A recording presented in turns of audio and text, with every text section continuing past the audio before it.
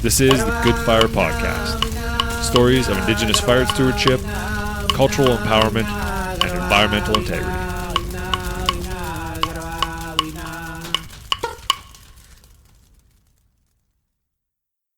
Hey everybody, welcome to Good Fire. My name is Matthew Kristoff. And I'm Amy Cardinal Christensen, and we're here to share stories of Indigenous fire stewardship.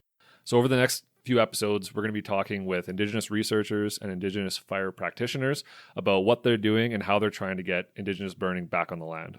So this podcast is sponsored by the Canadian Partnership for Wildland Fire Science, with support from the California Indian Water Commission and the Fire Sticks Alliance Indigenous Corporation.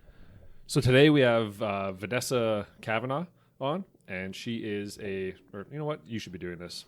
Okay. So today we have Vanessa Cavanagh on, and she's an associate lecturer in the Faculty of Social Sciences, the School of Geography and Sustainable Communities at the University of Wollongong, Australia. And so she's doing her PhD right now on the burning practices of Aboriginal women. Awesome. Here we go. Thanks a lot for coming on, Vanessa. This is awesome. No worries. Lovely. And if we could just get you to explain who you are and how you got involved with cultural burning or Indigenous cultural burning, that would be awesome. Sure. So what I would do to start off is just introduce myself in my traditional language, so my mother's tongue. So we say, Jingiwala Nyanyeri Vanessa Cavanagh, Jagang Bunjalang Jagang, Wanarua woman.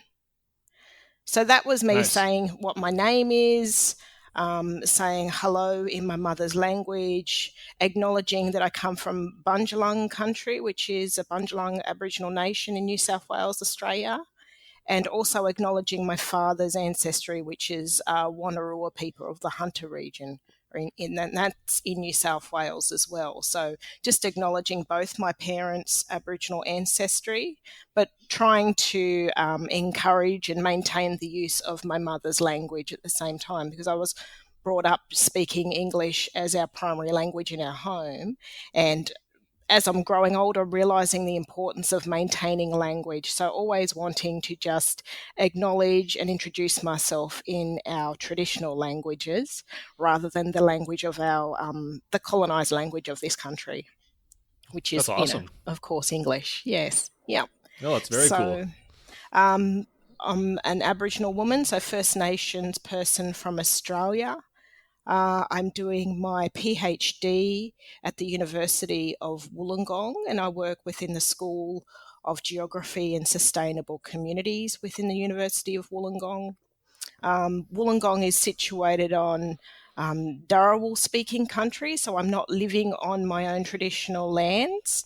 I'm living on somebody else's country, and I acknowledge that I'm a visitor here on Dharawal lands, and that there's communities here, people who have ancestry and belong to Wadi peoples, the Dharawal peoples, and the Yuin peoples. So I acknowledge my place as a visitor on their country, and always thank them for welcoming me here to Wollongong and letting me do my work, and that we're actively working with country, and that the ancestors are always with us. So, I just appreciate the privilege of being able to do that work here on Dharawal country. Mm-hmm. I always love the respect that Indigenous people across the globe have for recognizing their ancestors and the country that they're on. And like, it's not something that you see in any other cultures that I know of. So I love hearing that kind of stuff. The history is fascinating. Yeah, and it's something that we would have done, for thousands of generations for our communities. That would have just been normal protocol and process. But because of the impacts and influence of colonisation, we had a break from that, participating in honouring those protocols and processes, and that was something that was sort of forced upon Aboriginal people because of colonisation and the history of that, what colonisation does to First Nations people. But now we're having these resurgence and empowerment, so we can reinstate those protocols and processes to align with, this is who we are as Aboriginal people, and this is how we pay respect to our ancestors, and maintain our identities too. It's really important stuff. Yeah, no, absolutely. I couldn't agree more. Yeah, that's great. So Vanessa, I mean, I think one of the reasons why your work fascinates me is because in Indigenous fire, there's a lot of men involved, and nothing wrong with that. But I think that there's also an important place for women in this field, and especially in like Canada, in our First Nations, there were female firekeepers that had those type of roles. Yes. So I'm just wondering for you, what's it like as an Indigenous woman who's interested in fire there? Is it, do people kind of like, I'm just wondering, even like traditionally, did women have roles in your community as firekeepers? Well, my assumption would be that there would have been no separation between, in traditional times, Aboriginal women's participation in caring for country. We were, there was no distinction between, humans on the landscape and the landscape itself. We were out on country all the time. So for me, it would make sense that the women were always participating in caring for country activities, whether that meant fire or whether that meant, harvesting sustainable produce, or whether that meant, passing on knowledge to future generations. It would have just been a ongoing, constant, process. So my understanding is that, women were really involved with burning practices, especially around passing on that knowledge to the younger generations as just a normal day-to-day process. But as you said, where we are now looking at it, there are quite a lot of men who are involved in that. And I was um, kind of interested in that from a personal perspective. So jumping back a bit, when I first left school, I wanted to get into the health sector, and I applied to university to get into to do Indigenous health, and I didn't fill in my university application form correctly, so I was rejected from that. And at the time I thought, oh yeah, I'll get back to university one day, but I'm just going to go and work a bit. And so I worked in a range of different jobs, and then I got a traineeship as a bush regenerator with the local council. And once I started that job, and it was outdoors working on country and, removing weeds and planting natives, I thought, this is what I want to do. This is who I am. This is really important work. And I just felt like I was doing normal, what I wanted to do, normal stuff. So I worked in that traineeship for 6 months, and then I went in and did I went to like a college. I went and did further qualifications in bush regeneration, and built up some qualifications and some more experiences. And then a job came up in the local National Parks and Wildlife Service as a field officer, which is like the outdoors equivalent, I guess. I don't know what you call them in where you're from, but like maybe a ranger, like a park ranger, a park ranger, or a park worker. Yeah. So I was 20 at the time. I'd just finished those bush regeneration qualifications and traineeships, and I saw this job with the local National Park Service, and I went for it. And it was an identified position, so it was specifically open for Aboriginal applicants only, and it was also a targeted position, so it was targeted for female. So when I saw the ad, I thought, this ad is speaking directly to me, and I thought, this job is for me. And I was 20, so you're pretty sure of yourself when you're that young. So I went for the job and I got it. And there was me and another lady. They both employed both of us together. So I started off working in the national parks there, and that job, I spent a lot of time mowing the grass, maintaining the park, cleaning the barbecue areas and cleaning the camping areas and the campground facilities and toilets. And it was a great job to have as a 20-year-old, but after 3 years of doing that sort of thing, I was thinking, I want to expand my horizons a little bit. I'm getting a bit sick and tired of cleaning barbecues and toilets day after day and mowing the grass and picking up rubbish. And so I started to look for other opportunities. Yeah, it was hard work, but it was beautiful also because it meant that I was working outdoors every single day. But at the same time, while I was there, I was getting trained in a whole range of different practical applications, and one of them was the bushfire fighting modules. So I got trained in firefighting, and I started to go off and participate in the different fire events that were happening. We were responding to wildfires at that stage, and a lot of that was remote area firefighting. So I was trained in helicopter entry and exit into, like, through winch operations, getting winched into fires and taken into really remote locations. And I mean, I was still very young and fit, so that was, it was just a great adventure. It was so much fun, and we were going into bushfires that were hundreds of kilometres away from towns and getting winched in via helicopter, and you'd be in there all day and, mopping up after fires or putting in, Rayco lines, so fire break lines manually to try and stop fires, or to put in a backburn from those Rayco lines. And that was my formal training around firefighting within the National Parks and Wildlife Service. But I'd always had the influence and stories from my family, my Aboriginal, my parents and their brothers and sisters and aunts and uncles and elders within our community who would talk about fire in a different way. So, even though I was formally trained as a firefighter, I also had these belief systems that were founded on, a relationship with country, and that fire was part of that. And that, because I grew up on acreage, with my mum and dad had bought acreage when they first got married, we had acreage to manage and practice ourselves. So we were always burning that landscape, and mum and dad would talk about, we have to go and burn over here because, this part of these paddocks are dirty, or this bush here is dirty. We have to clean it up.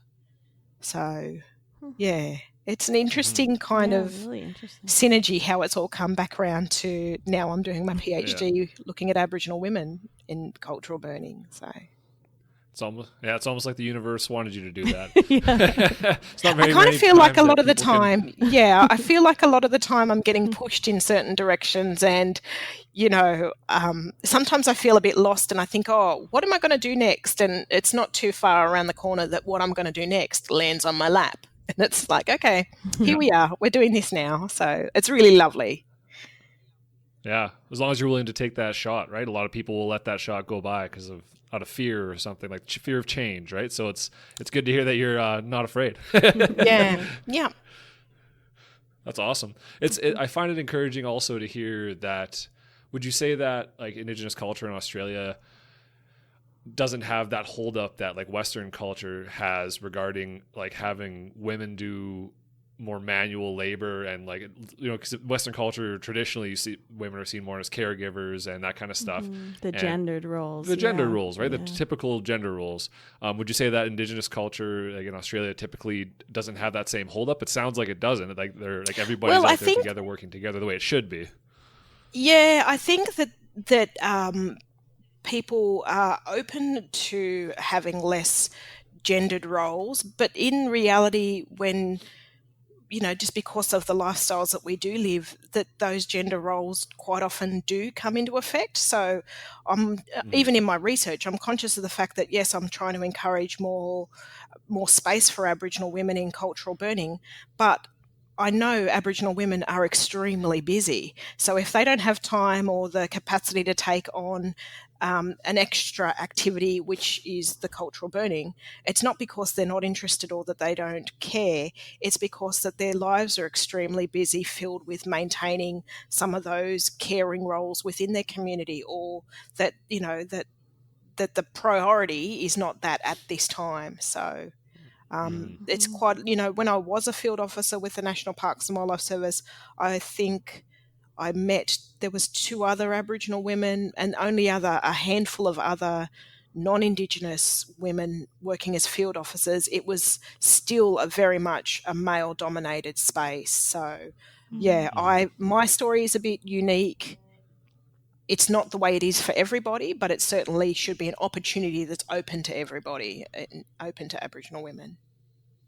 Yeah, Vanessa, I was really inspired on Twitter by when you posted a picture from one of the Aboriginal burning workshops up there. I think it was one of the ones that the Fire Sticks program puts on. Yes. But you had gotten all the women that were there participating in the workshop together.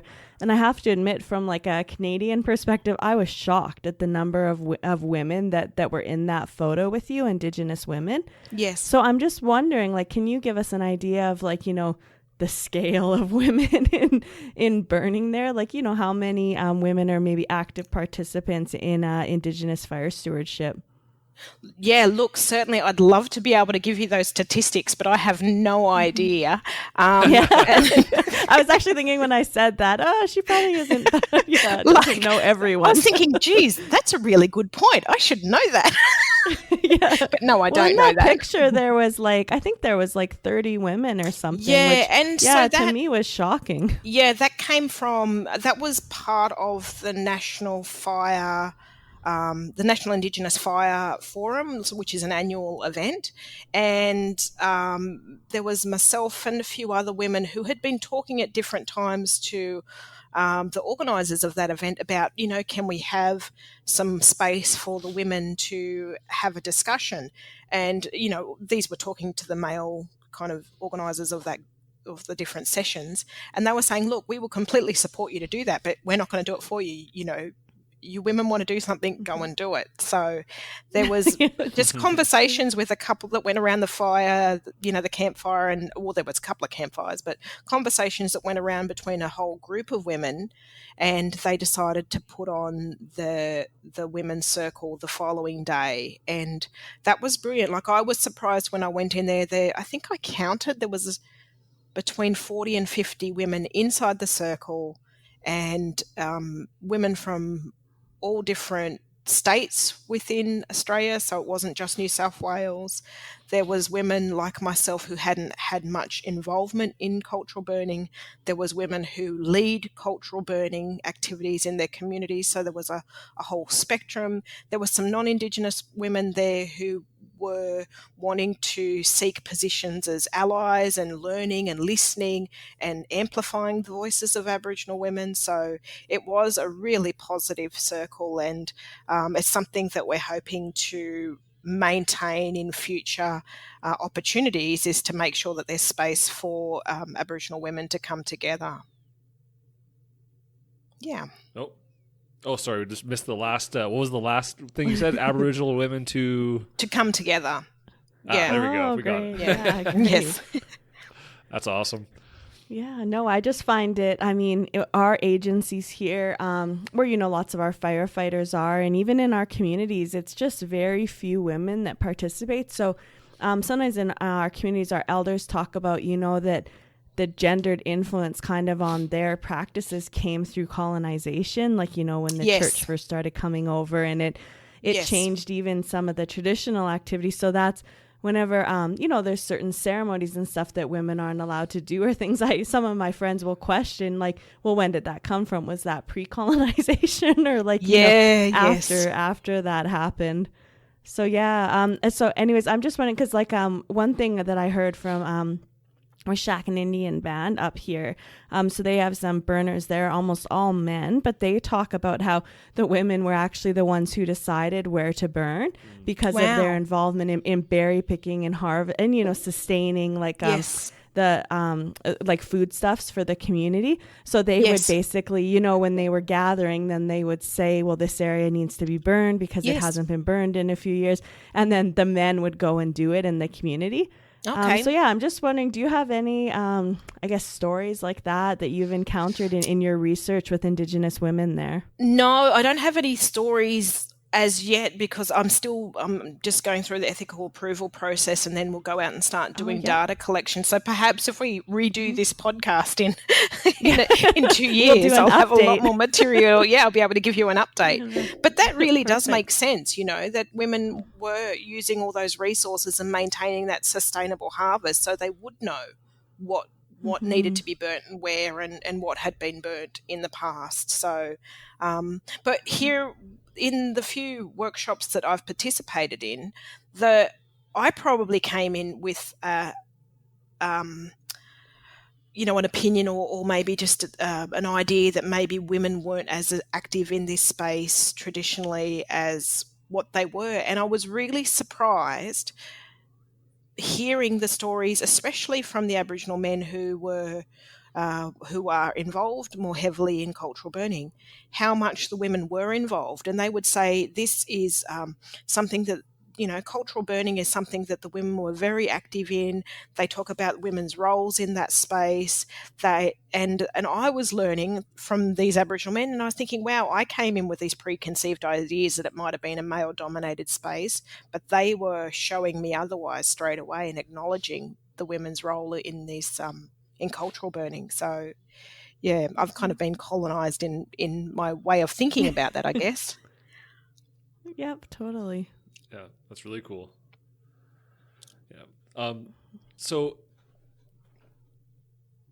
I'm struggling to try and come up with the right words to vocalize this, but do you find there's like, I mean, I guess obviously from what you just said, a lot of the questions that I had come up with kind of thinking about this issue, I've done a few podcasts on my own series regarding like women in forestry and stuff like that. And a lot of the things I ended up asking was, did you find that there was like a struggle to be taken seriously, or perhaps you had to, really work double time to be taken as a serious player in this, in this role? Or I asked questions like, do you get a little bit of the imposter syndrome, right? Because there's that reluctance to allow women to do some of that stuff sometimes just because of historical gender roles. But it sounds like that down there, it's not really, at least in the Indigenous culture, it's not really true, which is awesome to hear, because it's definitely exactly, yeah. I haven't encountered that within the cultural burning at all. It's been completely the opposite. It's been supported. It's been promoted. The Indigenous men and the Aboriginal men working in the cultural burning have always promoted the position of Aboriginal women's roles in cultural burning. It's been a really, it's really embraced and promoted. It's quite different to like when I did feel like I had the imposter syndrome is when I started as a field officer in the National Parks and Wildlife Service and realising, wow, I was one of two women working in that region as a field officer where there was about 7 male field officers, and it was just a very kind of blokey male environment. And we would go to fires then, and you would be one of the few women at the fire, and quite often I was the only Aboriginal woman at the fire, responding to a bushfire or a wildfire, and it was very male dominated. And I never feared for my safety or anything inappropriate like that, but I was just very aware of my my situation that, because you're out there you're away from all the facilities, and you're away from, kind of things that women need in terms of monthly cycles and things like that. And you're like, okay, well, where am I going to do this? I'm out here in the middle of the guys bush, don't have to worry about. And guys aren't worried about it. And they're like, come on, you need to, we're all keeping up. And, it was a very supportive environment, but I was just like, wow, this is not taking into consideration any of the women's needs out here in the middle of the bush. But, that's where wildfires occur. So you have to adapt and just bite the bullet and get on with it. But, I was really aware that I was in a different space at sometimes working in the national parks. Yeah. It sure sounds like Western culture. Well, I would say the same experience for me is true with Canada. When I go talk to an elder about fire or go to a Indigenous firekeepers workshop, I've never had like, oh, why are you here? Like as a female, even if I'm like speaking about it, but I've had that at Western science conferences or even meetings with scientists that you come in and it's kind of like, oh, you're the note taker, and it's no. I have family members and friends in I'm a forester myself, and I have family members and friends who are like women in the forest industry, and they'll tell me stories about stuff that's like, it's little things, right? Like hey, can you book my hotel for me? And that's like, I'm not your secretary. Like, what do you do? Like, it's those little weird tension that's like expected, it seems like. And obviously I'm not a woman, so I can't say from personal experience, but it's interesting to hear from them. It's the little things that add up and don't allow you to have that confidence that, like, I guess male counterparts would have. So but it's super refreshing to hear that that's not doesn't really happen in the Indigenous community. That means we should be taking after them a lot more. In most, we should say. Yes, there still of course. is, Well, Western society's had its influence, so I'm sure, and also sure. there's some places where I'm sure that there isn't an like you said before, Amy, that it's not appropriate for women to be involved in some activities, and maintaining those cultural protocols is also very important. So I'm always aware that, okay, maybe there's not a space for me in this forum, but maybe there is a space for me over in this other forum. So just being able to maintain that as well. And when I was working in the national parks, quite often I got lots of great camaraderie from the other field officers, the men that I was working with. But there was a complication, I guess, with their wives and their partners who were they felt there was some insecurities there about having their men all of a sudden working in close contact with women. And we got a lot of there was a few experiences around you're trying to go to work and do your job, but then you're also conscious of the fact that, okay, I'm having great camaraderie with my team, but just there was phone calls or conversations or indications from their partners that they weren't very happy with you as a woman or me as a woman working in close contact with their partners. So it's not all just smooth sailing, but it is, there's extra expectations or pressures to be aware of when you are the minority working in different scenarios.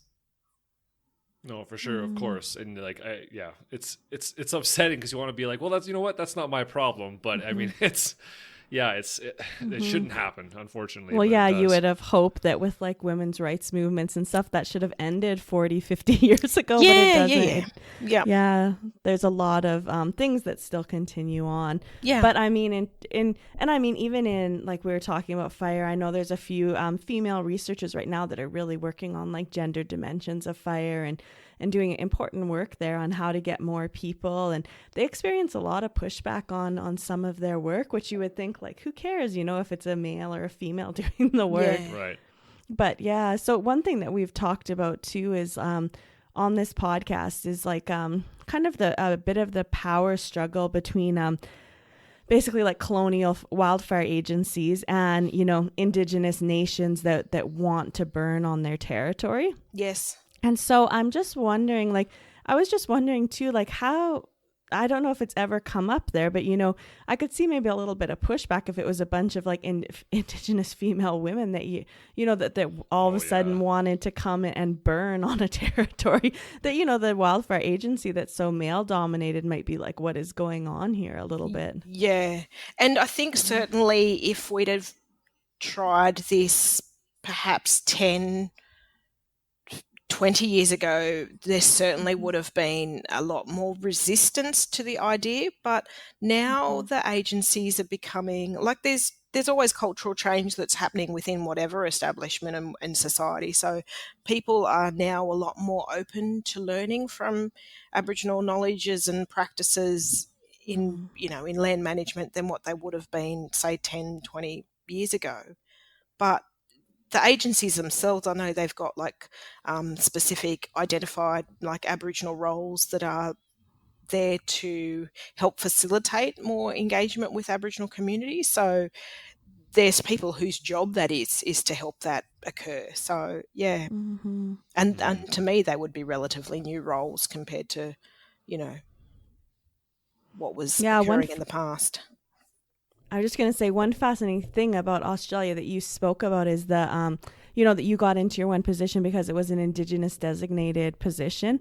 Sure. That's one thing, that we don't really have in Canada yet. And it's something that I've, kind of fight for, that I think that in certain roles we should have Indigenous engagement officers that are Indigenous people. Yes. Just, to kind of help with that worldview difference, because it is different. Like, how the kind of two dominant knowledge systems think about a problem. Yes. Well, yeah, you think about two cultures trying to communicate when their cultures are different enough that you can't possibly be on the same level of understanding when you're talking about an issue, right? Yeah. So it makes total sense that we should have that, and it's weird that we don't. I know it is weird. And that there's a power imbalance that's there from colonization as well. Like, acknowledge that power imbalance is there, and that one group have been the dominant force in setting up the society, that the structures that we work within, or the organizations that we work within, and that those structures are based on colonial or Eurocentric worldviews and ideologies about how things work, so it's like you have to know the system before you can change the system. So it's a bit like getting in, infiltrating and learning it and unpacking it and dismantling it, and then rebuilding it in a way that is more inclusive of Indigenous worldviews. That's kind of what I see my role as. Yeah. And I think too, there's a few, like, because Frank Lake, who was on the last podcast, and now there's a few of us Indigenous folks with PhDs that are in this fire game, and like you said, it's almost like not dismantling from the inside. I don't want to scare any of our employers, but like, yes, you'll never get anywhere. Infiltrated now. Don't let her in. But like, to offer that different perspective in meetings and things, even if it just gets people thinking about a different perspective. Absolutely. Yeah. And some people, are very, for some people, things are very comfortable and they don't want, everyone can be a bit resistant to change, but sometimes the structures have been set up to support and privilege one group of people and they don't want to change that. It's very comfortable. So, there's energy that goes on, and sometimes that energy can be quite taxing, and sometimes it can be quite, invigorating. So it's always that it's a bit of politics. And so when you were saying, talking about our identified roles and how I got into my job because I was an Aboriginal female, and that's what the position was advertised for, that was something that came about, I think it was in the 1980s and 1990s here. The Aboriginal social justice and Aboriginal rights movement here in Australia, they were advocating for having minimum criteria or minimum kind of benchmark amounts of Aboriginal people working in specifically government agencies, because those were the agencies that they could legislate, have these statutory obligations around minimum employment rates of Indigenous people. So I think the target is 3% across all government agencies must be Aboriginal employees. So oh wow, that's so because they have those minimum benchmarks, they then have to, if they don't have the Aboriginal staff already working in their agency, then they have to, they're legally obligated to create roles to fill those benchmarks. So it was a way that it could guarantee some employment for Aboriginal people in those government agencies as a means to just increase Aboriginal employment in government sector, because it was, we're coming from a historical colonial perspective, or history, and most of the jobs were filled by non-Indigenous people, mainly people from European descent.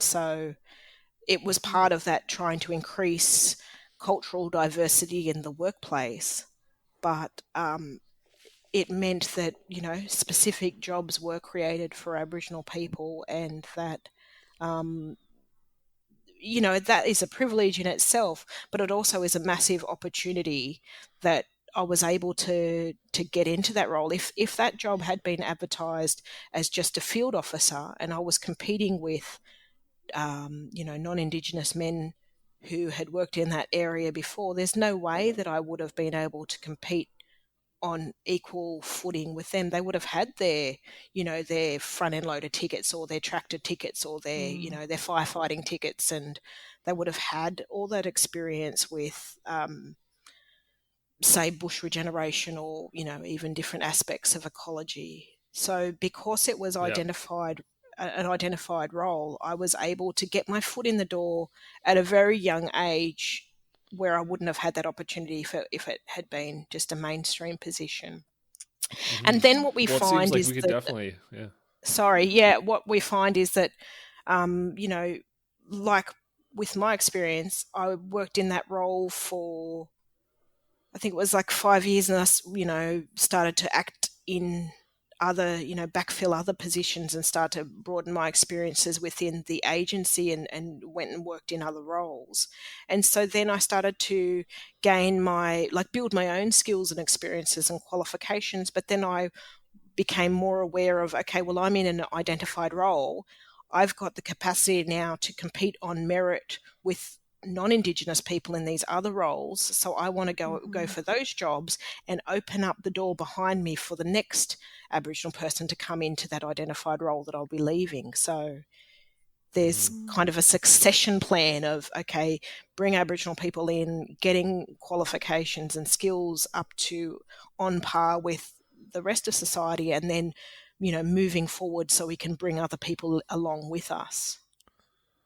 For sure. Yeah. No, it sounds like we could definitely benefit from like a policy like that. Because I mean, and the naysayers are going to say something like, well, the more qualified people should have got the job then. It's like, well, but the reality is society has placed barriers on those jobs that promote the same people getting in over and over again. Whereas there's a value to someone like yourself who's never had the opportunity or the means to get into that position. You bring value that is not yet been realized in that position, right? Well, and that and brings it's different than the Western standard of value, which is the tickets and stuff. You might bring a different, different expertise.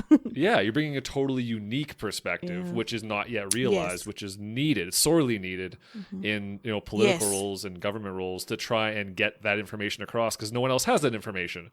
But they're not going to hire you because you don't have maybe the ticket. But like, it's important to make, that's a huge, I think, leap forward in like the social justice side of it, to make sure that we can get not even social justice, but also the benefit to society of having the full perspective of views in that decision, right? So that's awesome. I would love to see something like that, like in Canada, to try and promote that kind of knowledge, right, within within the program itself. And to that point, I wanted to ask you, how would you?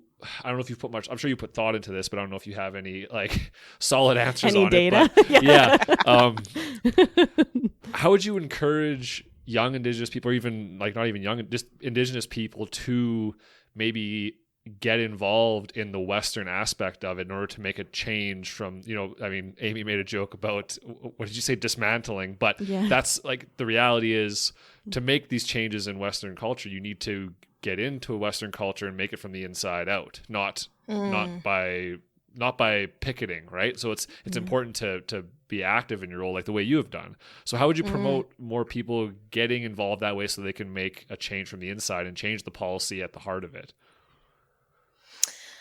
I guess it's a big question. It's a big question. It's like, I don't how do we expect you to have an answer. $1 million question. Yeah. I guess the thing that I do, and I do sometimes wonder about that, but when I'm in roles, I'm always looking for those opportunities for how can I bring other Aboriginal people or organisations or, activity into this space. So it's something that I'm kind of doing anyway. You want to be lifting other people in your own community. You want to lift them up and support them, and participate in your community continually. But maybe I'm just role modeling that as well. That people say to me, "Oh, Vanessa, you're really inspiring," and then I think, I don't know what I've done to be inspired, or that I've inspired them to do something. And I'm like, yeah, but what was it that I actually did? And I don't know if there's one thing that you can pinpoint. But just Yeah. maintaining that connection with your community, but also celebrating the life that you have, that you make for yourself in that sense, but also not leaving your community behind. I don't know whether that's even making sense. No, No, it makes sense. Yeah. totally. I guess that's, and what I mean, and I think you nailed it. Is kind of, I don't know if there's a reluctance to get involved in like Western education, Absolutely. and so there like is, yeah. I would like to see more Mm-hmm. Indigenous people getting involved because they have that knowledge that is otherwise lost to Westerners, right? Who may even want to assist and like, help in that Indigenous Yeah. application of whatever cultural aspect it is, but don't have the means to do it because nobody's around to help them, right? Yeah. So Or even working Yeah. for the colonizer, that can be very controversial in our communities, right? Right. To take a job with the Yes. federal government or provincial government administering programs to your own people. right. You know, it Absolutely. can, But that's how the yeah. change happens, right? Like that's how it happens. I mean, as the Western culture is here to stay, like it's not going anywhere. So we have to work together, right? And so Yeah, and how do people are very you- conscious of that. I think there's a time and place for all of it, and that there was lots of protest and picketing, especially in the 1960s here in Australia, around, bringing in awareness to Aboriginal rights and social justice issues. And because of that picketing and because of the protests of Aboriginal people at those times, then changes did come about. So, but yeah, there's certainly some resistance within Aboriginal communities with, young people today that say, I don't want to go and participate in that because it's not inclusive of us or our people. So, there's some people that, there's some young people that just say, I don't want to participate in that because I can't see myself there. They can't see themselves represented there. So I guess in That's role tough. I modeling, can't that's where imagine, I am right? there. Yeah.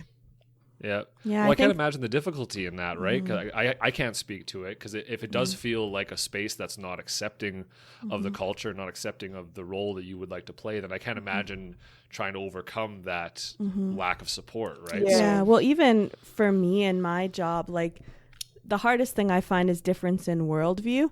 So like when I'm talking to colleagues and stuff, they're talking about publishing papers or like, Western aspects of success. Yeah. Whereas Yes. for me, it's like about commitment to community. And like Vanessa was exactly saying, raising up your community, making opportunities better. And Yeah. so it's even that is just in direct conflict, with your own colleagues then about why you're valuing the research you do. So Yeah. Yeah, it, when- it can be hard. Yeah. Yeah. yeah. Western And culture I is think- generally more promotive. Sorry. Western culture is generally more promotive of like the selfish, not selfish, should say, but like individual success, right? We're Yes. very like, he Yeah. or she is very successful because they made money and they did this and that. Whereas it seems like you're right. Like the more like wholesome and actual supportive and probably fulfilling role is that community working together and you know what I mean, that kind of stuff. So it's Yeah, I'm not surprised that to hear everyone's that. like that. Like, I mean, No. there's lots of No. Indigenous communities that are very capitalistic, but Absolutely. Yeah. And I it's mean, it's yeah. not just that simple binary of it being one or the other. Like sometimes I do think my lifestyle and position is very like it's a celebration of my own individual success, the work that I have put into it. But then I think about, well, when I'm doing my work as a associate lecturer and I'm in front of, well, last year I was in front of over 300 students who are training to become primary school teachers.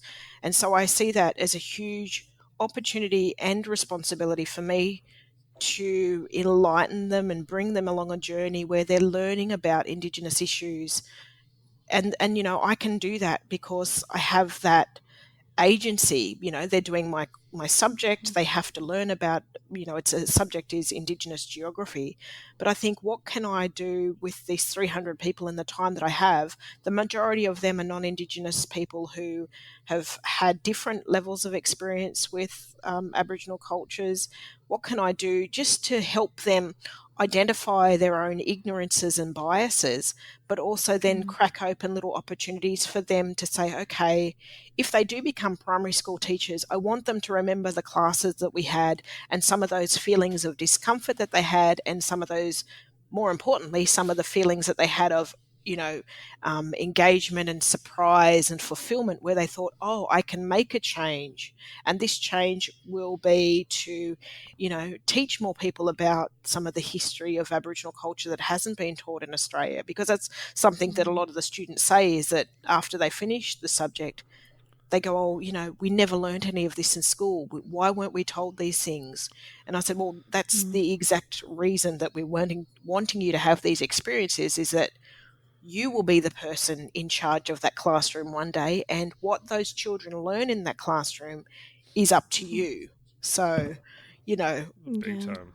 That wraps it back almost to the Indigenous fire management too, and colonial fire management, is that lots of people just aren't aware of the knowledge Indigenous people have about fire. And like Vanessa said, it's opening up their minds to that possibility, that Indigenous people maybe know something about fire, considering, we've been here since time immemorial. Yeah. Maybe. And there's lots of people who are really, once they have the opportunity to engage with Aboriginal fire, they're really open to it, and they're excited, and they want to learn more, and they think, that they understand that concept that Aboriginal people have been here for a really long time. They might know something, and hey, here's an opportunity that I've got to engage with that, rather than just maintaining the status quo.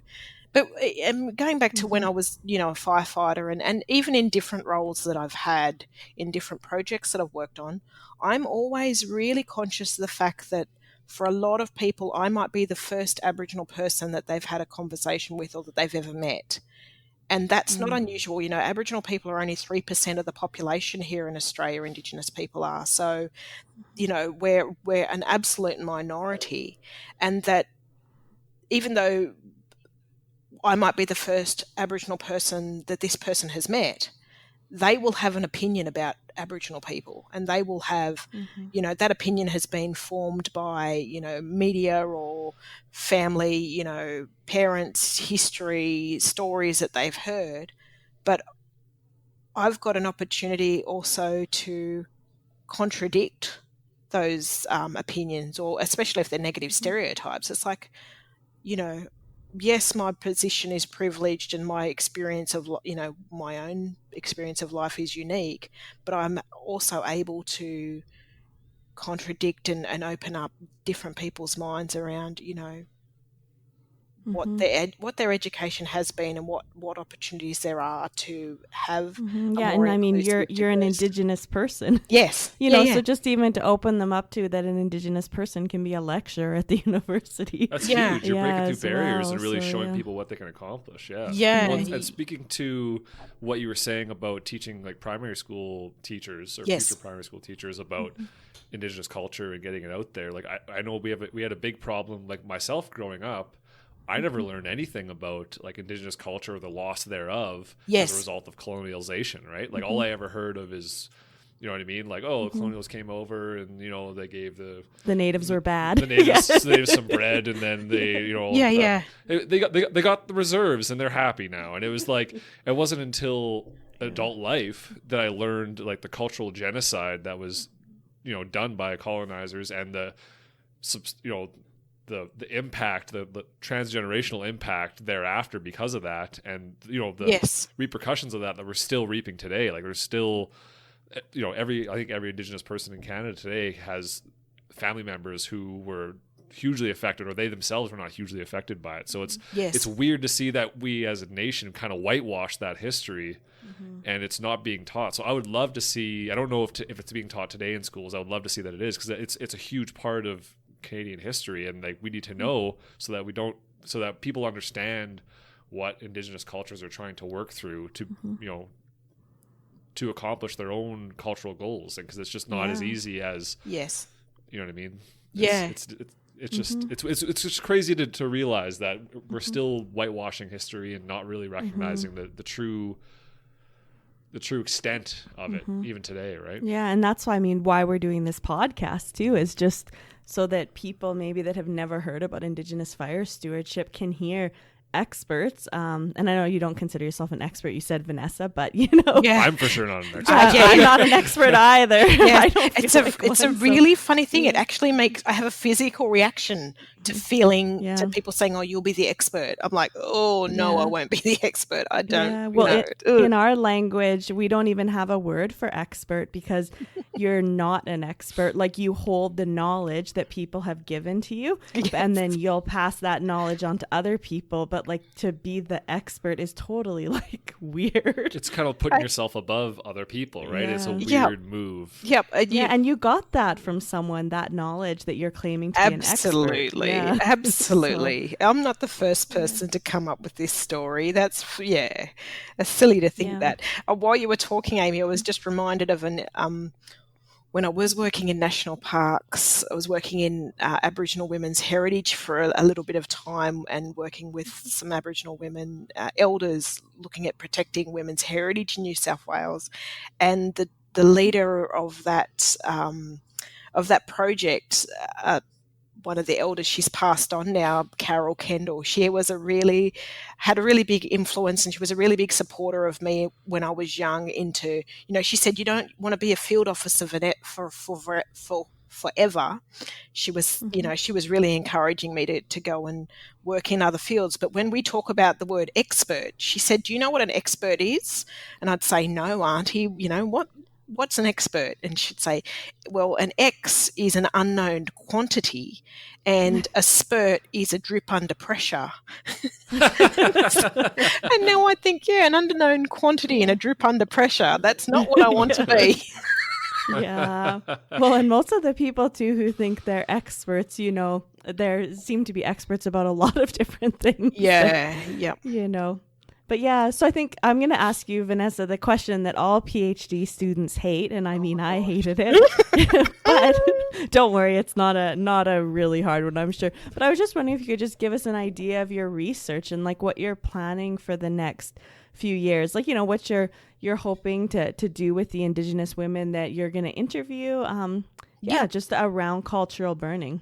Sure. So I'm doing my PhD within an Indigenous methodological approach. So that means that I'm taking a lot of that leadership from the Aboriginal women who are going to be participating. And in framing that, I've got a 3-part research question. So I'll just read through my research questions to you now. The first part is, how do Aboriginal women engage in cultural burning in New South Wales? So that's the whole kind of, Aboriginal women, cultural burning, what's going on. But then the second part of the question is, how do Aboriginal women want their knowledge and narratives of cultural burning to be presented and shared? So that's kind of being aware of my position as a researcher and not wanting to go in and take knowledge out of communities and then present it as if I am an expert, which I'm not. But it's giving that empowerment back to those Aboriginal women who are doing the cultural burning to say, okay, you've got knowledge and narratives around your experiences. How then do you want that information shared with the broader public, So they get to decide how that knowledge will be shared. And then the third part of my question, and this is relating back to the Office of Environment and Heritage, who have set up a bushfire risk management research hub because they're wanting to learn more about one of the arms of that research hub is wanting to learn more about cultural burning. So the third part of my research question is, are there barriers or challenges to the full participation of Aboriginal women in cultural burning that can be addressed through policy implementation or development? So just wanting to understand if there are barriers or challenges there, what ways can policy within those government agencies be developed to help, assist more participation of Aboriginal women in that space. So, I can't wait to read it. It's, I always think I'm trying to do too much, but I guess in the end, I will just write a thesis and that will be what it is. And, but it's like, I've got an opportunity there to influence policy. So I want to not just write a thesis for the sake of me getting my PhD. I want to influence change within the department as part of that process. So yeah, that's great. And I think like my conversations too that I've had with elders before, not as many women who are cultural burners as you'll be talking to, but is that, they present all those things kind of in the stories or what they're telling you. It's a very nuanced worldview, and there's lots of concern about the intellectual property surrounding the knowledge that they share. Absolutely. And so I think that all of that will kind of, and then how will this be used by the wildfire management agencies? So yeah, I think that it's definitely is reasonable and very interesting to see what they'll share. Mm-hmm. Yep. And recommendations for us from moving forward, because we're a bit behind you guys in Canada, so hopefully we can learn a bit. Yeah, look, and I think that even because of my networks that I've already have established in New South Wales, because of my work within National Parks and Wildlife Service and engaging, we used to have annual meetings, well, they still do in the agency. They have annual meetings of all the Aboriginal staff coming together to, as a support mechanism for the Aboriginal staff as a minority within the agency, and more generally. But so I participated in that Aboriginal network every year, and had built up a whole group of friends and associates from all across New South Wales. And once I had identified my PhD topic and had started to share that news with people, that had women coming forward straight away saying, okay, I want to burn on my country here. Can you help me do that? So it's like, yep, Yeah. if you want to burn, and if I can make that part of my PhD, absolutely. I can really take this as an opportunity to help facilitate that with those Aboriginal women if that's what they want to do. Other people just want to learn more about it. So they're, other women are just saying, look, we don't know what cultural burning is. We don't know how we're allowed to participate. Can you come and talk with us about that? So, some people are ready to put matches to the ground, and other people are just wanting to learn more about it and understand, that process. So it's going to be interesting. Yeah. Great. Yeah, it's funny, when I interviewed an elder from here, I went to the community because we're doing a revitalizing cultural burning project. Yep. And we walked into the elder's house, and immediately he was like, so when do we start burning the mountainsides? And we're like, this is stage one.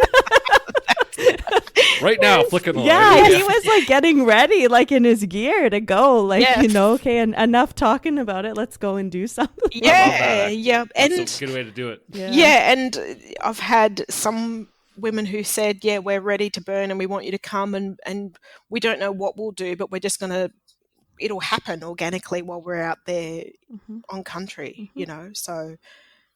And all of that, of course, as part of that Indigenous research methodologies is about, understanding and respecting that process and going, okay, always identifying that I'm there as a researcher, not just as an independent Aboriginal woman, even though I'm wearing both those hats at the same time, but making sure that everyone is aware of that while I'm in those, in those different experiences. And then the responsibility of, okay, I've had these observations, or I've had these conversations, or I've had these ideas throughout that process, to go back and do that process of respondent validation, where you go back and talk to those people and say, this is what I've noticed, or this is what I interpreted. Is that correct? Or, what did you notice? And was that the same thing? Or am I interpreting things differently to how people are experiencing them as well? So, yeah, it's kind of, someone said to me, it's like slow research. You go as slow as the research goes, and sometimes it means you're doing things at different stages, but then it's like going back and checking, was that correct? Have I interpreted things correctly? And allowing for those Aboriginal participants to have a say in what I say about what they're doing, rather than me just thinking, oh, well, I'm watching and then I know, that's not that process at all. Yeah, I think that's great. That's the way. And I mean, right there, we're just talking about a conflict between an Indigenous methodology and, a Western, where it's like, get your PhD as fast as possible so you can move on to the next step. Yeah. But yeah, no, I think that that's great. Actually, when I was doing my PhD and interviewed people, I actually went back to the community after I had like pulled their quotes and put them in my thesis. Yes. Because, and then I got them to read it in context with what I had written. And I had a few elders who were like, what are you talking about here? That's not what I meant. Yes. So then like I had to change up it. And I don't think we do that enough, as researchers, to go back and double check those things. Oh, it's absolutely fundamental because, as you said, otherwise you can be publishing stories or narratives about people that is completely either out of context or just an incorrect interpretation. So you really need to be sure about, we need to be sure about what we're saying when we are saying these things, because of the nature of academia and the fact that I will have the PhD against my name, it's not against everybody else's name, that I need to know that what I'm saying is correct. Yeah, definitely. For sure.